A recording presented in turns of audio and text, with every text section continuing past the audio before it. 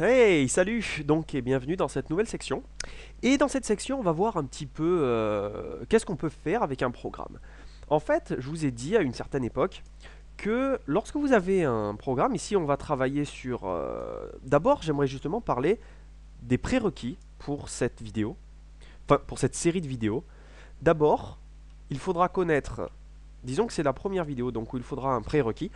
C'est-à-dire, les prérequis, ça sera, d'abord, il faudra connaître le langage C. Après, il faudra connaître le bash, ou tout du moins certaines lignes de commande, Linux, tout simplement. Je ferai des programmes en bash et j'utiliserai le langage C. Donc voilà les deux systèmes que j'utiliserai dans ces vidéos. Voilà. Et bien évidemment, quelques expressions régulières que vous n'êtes pas obligé de connaître, mais ça sera beaucoup plus clair pour vous si vous le comprenez. Donc, c'est donc la première section où il faudra des prérequis. Donc si vous ne connaissez pas ces trois éléments-là, ou si vous vous rendez compte au fur et à mesure de la vidéo que vous n'avez pas, enfin, au fur et à mesure de la série des vidéos, que vous n'avez pas le niveau pour comprendre ce qu'il se passe, n'hésitez pas à revenir sur les vidéos donc du sujet correspondant. Donc on va commencer comme d'habitude, on va créer notre petit truc. Et dans cette vidéo, j'aimerais parler tout simplement des mots de passe. Ici, donc, ça sera un peu la section dédicacée aux mots de passe. Et en quoi un mot de passe peut être plus ou moins solide.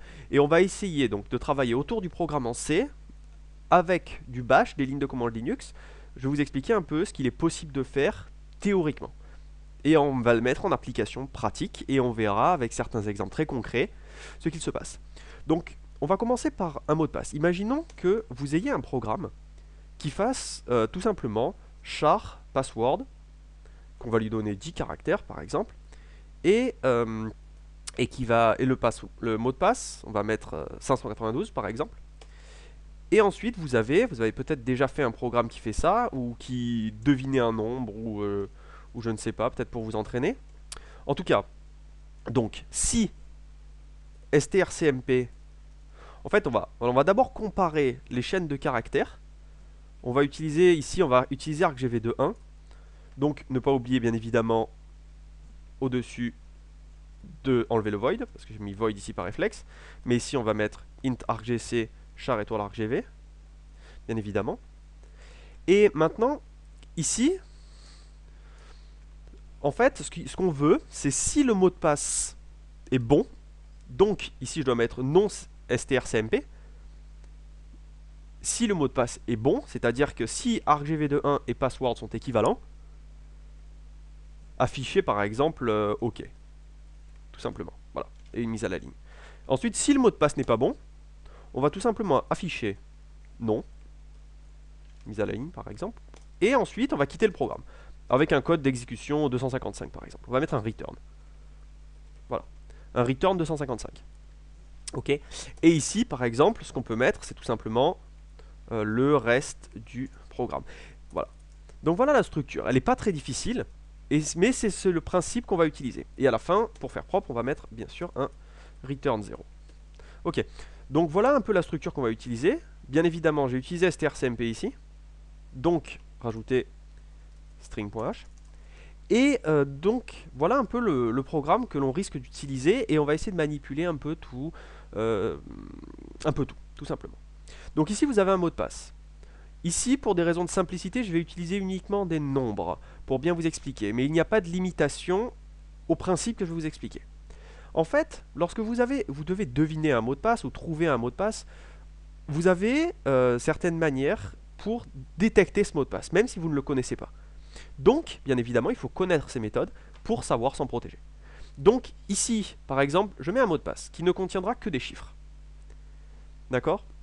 Donc, à partir de là, on connaît la limitation de ce mot de passe. On sait qu'il ne contient que des chiffres.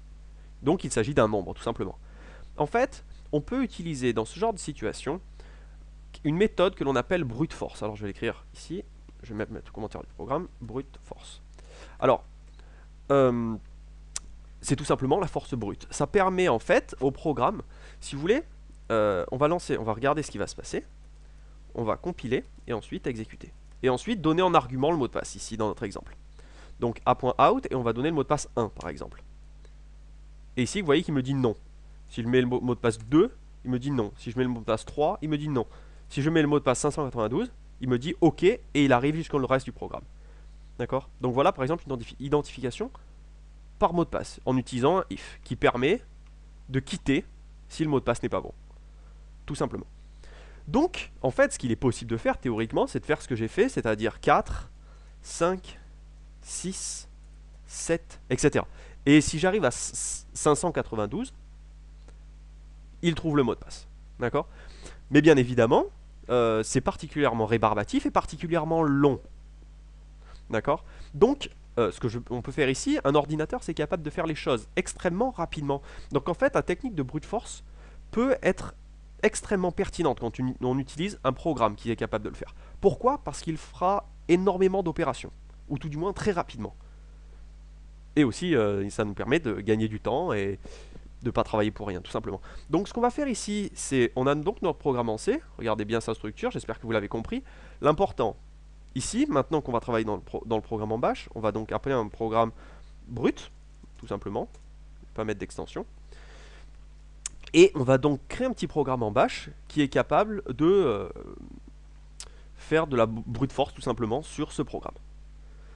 Donc, on va commencer. Donc, normalement, vous devriez pouvoir comprendre, bien évidemment, ce code-là. Donc, vous pouvez récupérer un élément. Alors, ici, je vais mettre 1. C'est-à-dire que test sera égal à 1. Et ensuite, j'exécute a.out et qui donne en paramètre la valeur de test, tout simplement. C'est-à-dire qu'il va tout simplement faire ce que j'ai fait, c'est-à-dire ./out 1. D'accord? Et ensuite il va exécuter. Donc je vais faire un programme ici bash très, pas forcément optimal ou quoi que ce soit, mais très simple. Voilà, parce que je veux garder une structure très simple, parce que j'ai pas fait des choses très avancées sur le bash lui-même. Alors peut-être que maintenant que vous regardez cette vidéo, je l'ai déjà fait.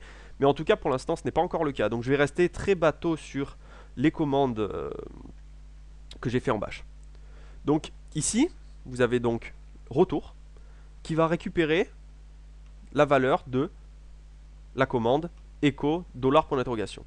Parce qu'ici, si on exécute a.out1 et qu'on fait un echo $, on remarque que c'est un 255. Logique, puisque c'est la fonction return. Et ce qu'on va faire, c'est on lui dit, tant que ce retour, enfin on ne sait pas qu'ici il y a un return 0. D'accord? Mais on peut se douter que s'il n'y a pas un retour 255, c'est que le programme s'est bien passé. Donc c'est ce qu'on va faire. Donc on va récupérer cette valeur retour et on va essayer de créer une boucle. Enfin on va essayer, on va créer une boucle. On va créer une boucle qui sera capable donc de continuer tout simplement, qui devra continuer si la valeur de retour n'est pas égale à 255. Alors ici, donc pour des raisons de simplicité tout du moins, je vais utiliser donc des guillemets pour écrire à l'intérieur, c'est-à-dire que ces variables seront considérées comme des chaînes de caractères et non pas comme des valeurs entières. Ok, donc ça sera la chaîne de caractères 255. Si est équivalent avec la chaîne de caractères 255, faire. Voilà. Donc c'est-à-dire que le programme va s'arrêter lorsque cette commande, bien évidemment il faudra la répéter dans le while, sera égale à 255. Ne sera pas égale à 255, pardon. Ensuite, elle sera égale à 0. Nous, on le sait parce qu'on a le code source. Mais, voilà. On n'est pas forcément ici au courant du code source. C'est ça, d'où l'intérêt de cette série de vidéos, tout simplement. Donc, maintenant, ce qu'on va faire à l'intérieur, c'est changer tout simplement la valeur de test. Alors, en bash, vous ne pouvez pas faire test égale test plus 1. Vous devez utiliser la commande let, parce que sinon il va considérer ça comme une chaîne de caractères. Enfin, vous pouvez tester et afficher le résultat, vous allez bien voir.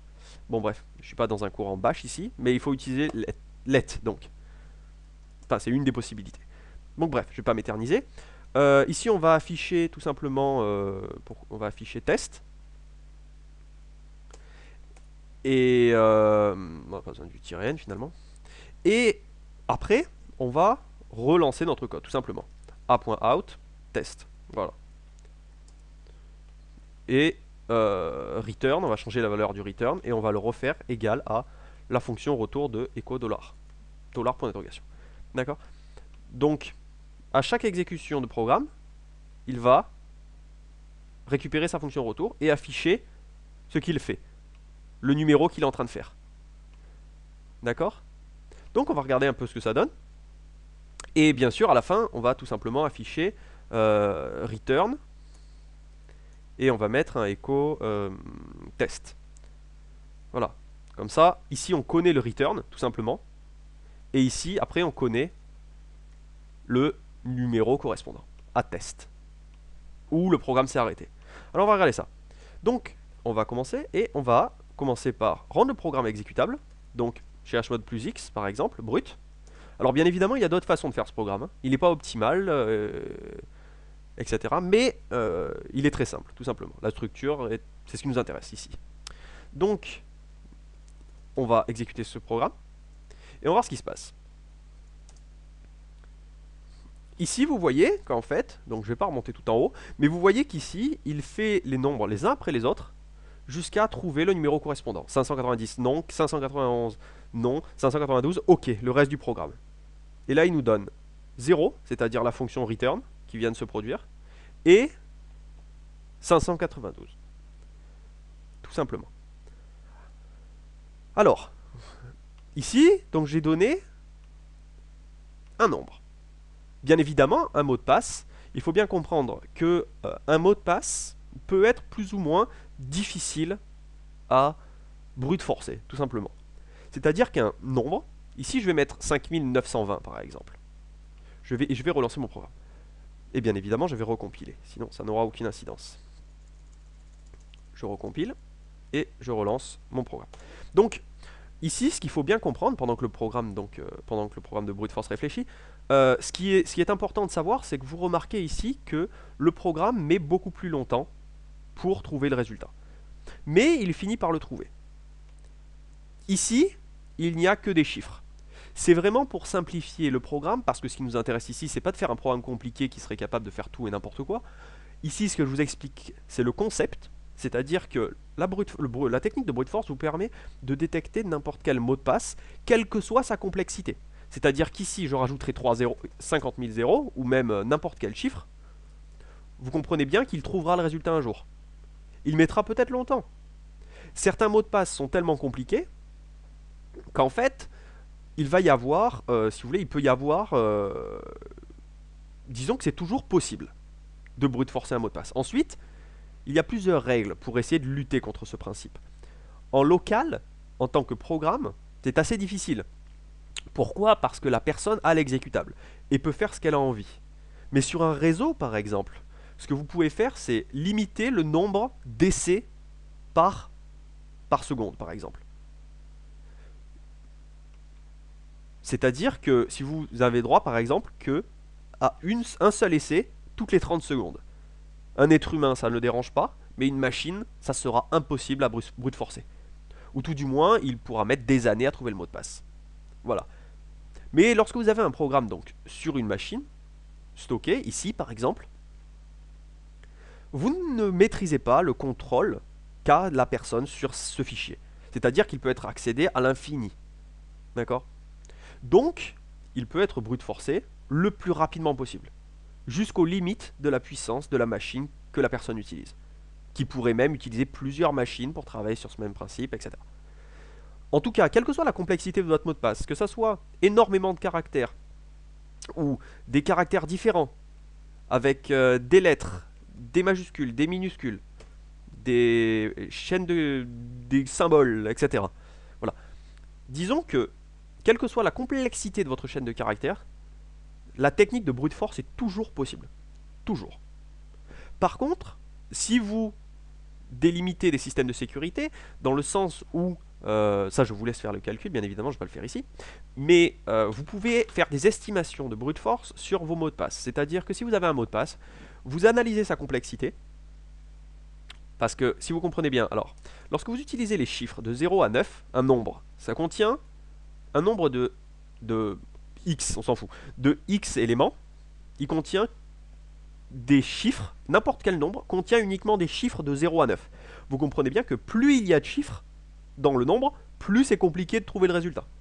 Vous l'avez vu avec 592 et 5920, c'est tout simplement plus long. D'accord? Maintenant, la méthode de brute force peut être appliquée dans toutes les situations, pas uniquement lorsqu'il s'agit de nombres. Il peut être utilisé pour les lettres normales, tout simplement, les lettres normales ou les lettres majuscules. Et le principe, c'est celui-là. D'abord, on va tester, si vous voulez, je vais vous montrer le résultat là.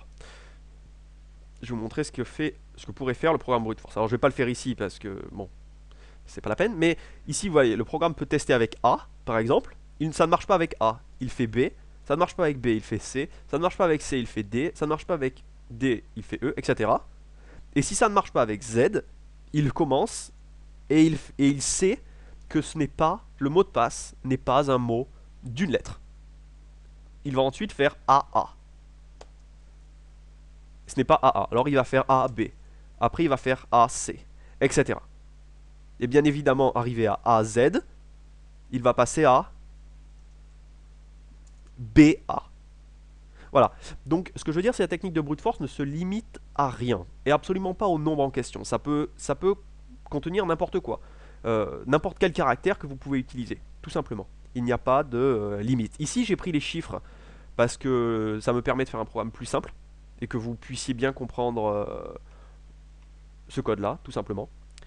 Mais il ne se limite en rien à quoi que ce soit. Alors, bien évidemment, il faut calculer un peu le nombre d'éléments que vous utilisez.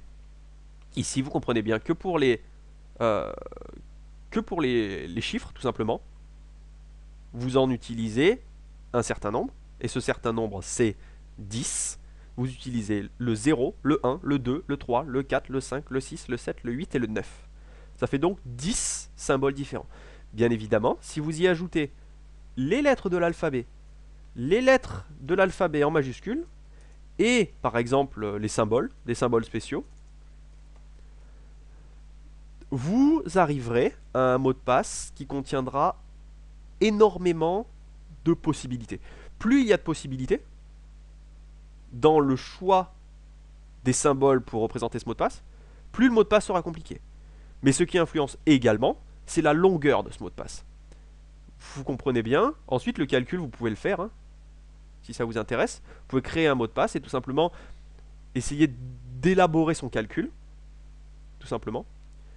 Vous pouvez élaborer la force de ce mot de passe. Bref.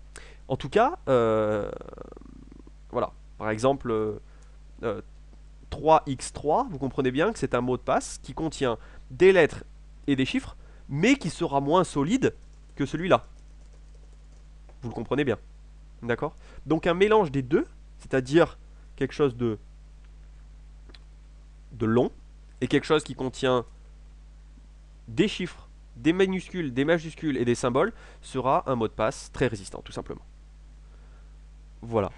Donc, ici, comme je vous ai dit, je vais pas faire de programme qui est capable de faire ça, parce que finalement la finalité ne nous intéresse pas trop. Ce qui nous intéresse, c'est le concept.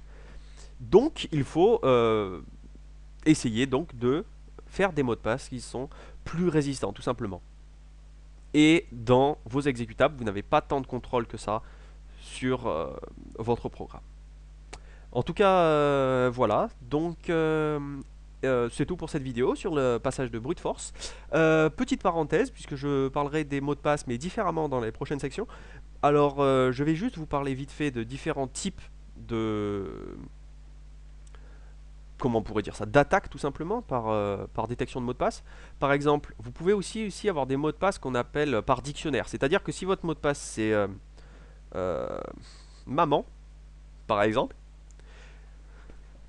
bien évidemment, ce mot de passe peut être trouvé par brute force. Mais il va le mettre longtemps. Enfin, il va mettre le temps que ça va trouver. D'accord? Par contre, il existe aussi d'autres types d'attaques de mots de passe. C'est par exemple les attaques par dictionnaire. C'est-à-dire qu'il va prendre tous les mots d'un dictionnaire. Par exemple, si la source est francophone, il peut utiliser donc un dictionnaire. C'est tout simplement, par exemple, ici un fichier texte qui contiendra sur chaque ligne un mot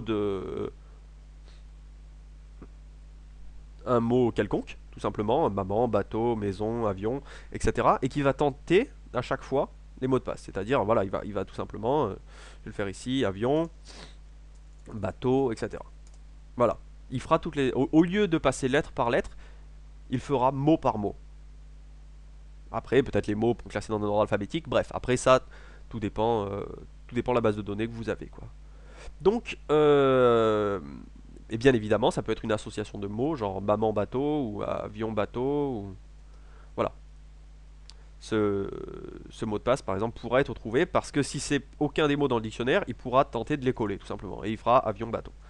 Bref, donc il faut aussi éviter les mots, ou tout du moins les mots trop évidents, comme les mots qui sont dans le dictionnaire, mais aussi ce qui ensuite ça dépend de quelle manière l'attaquant va voir ça, mais ça peut être aussi des noms propres, comme je sais pas Washington, Kennedy, j'en sais rien, Euh, n'importe quel nom propre, ou même tout simplement des prénoms, hein. Si votre mot de passe c'est Kevin, ça va mal se passer. Mais euh, donc voilà, c'est tout pour ce petit passage sur la brute force et détection des mots de passe. Et dans la prochaine vidéo, je vais vous expliquer des choses différentes et en fait, finalement, vous dire que tout ça, ça servait à rien. Donc je vous vois dans la deuxième vidéo. Allez, ciao ciao.